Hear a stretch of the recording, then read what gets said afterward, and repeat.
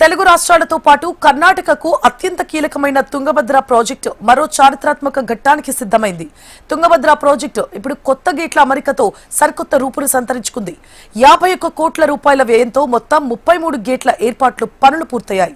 కొత్తగా అమర్చిన స్పిల్వే గేట్లను ఇవాళ AP CM Chandrababu, Telangana CM Revanth Reddy, Karnataka CM DK Shivakumar తో పాటు కేంద్ర జలశక్తి శాఖ మంత్రి సిఆర్ పాటిల్ ప్రారంభించనున్నారు.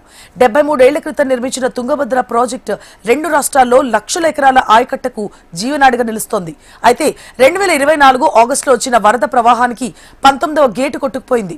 అప్పటికప్పుడు నీటి వృధాను అడ్డుకునేందుకు ఏపీ ప్రభుత్వం చొరవతో సీఎం చంద్రబాబు సూచనతో సీనియర్ ఇంజనీర్ కన్నయ్య నాయుడు నేతృత్వం వహించి స్టాప్ గేట్ ను అమర్చారు.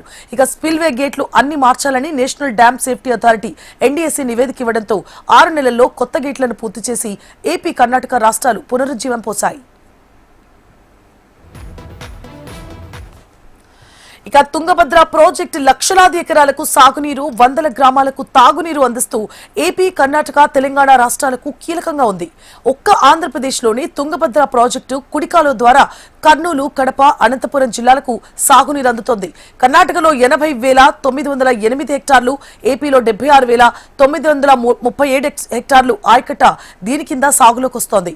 ఇక కుడి దిగువ కాలువ 0 కిలోమీటర్ల నుంచి కర్నూలు జిల్లా సరిహద్దు వరకు 250 కిలోమీటర్ల వరకు ఉంటుంది.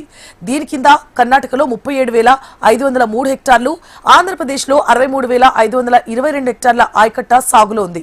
మొత్తంగా జలాశయం పరిధిలోకి కర్ణాటకలో 9,26,824 ఎకరాలు, ఆంధ్రప్రదేశ్లో 7,20,054 ఎకరాలు, తెలంగాణలో 87,000 ఎకరాల స్థిరీకరణ ఆయకట్ట ఉంది. ఇక ఈ తుంగభద్ర జలాశయానికి పడమటి కనుమల్లో కురిసే వర్షాలే ఆధారం కావడంతో ఏడాదిలో మొత్తం 230 టీఎంసీల వరద నీరు ఈ ప్రాజెక్టుకు వస్తుందని అధికారులు అంచనా. దీంతో ఈ ప్రాజెక్టు భద్రతను ఏపీ, కర్ణాటక రాష్ట్రాలు ప్రతిష్టాత్మకంగా తీసుకుని గేట్ల ఏర్పాటును త్వరితగతిన పూర్తి చేశాయి.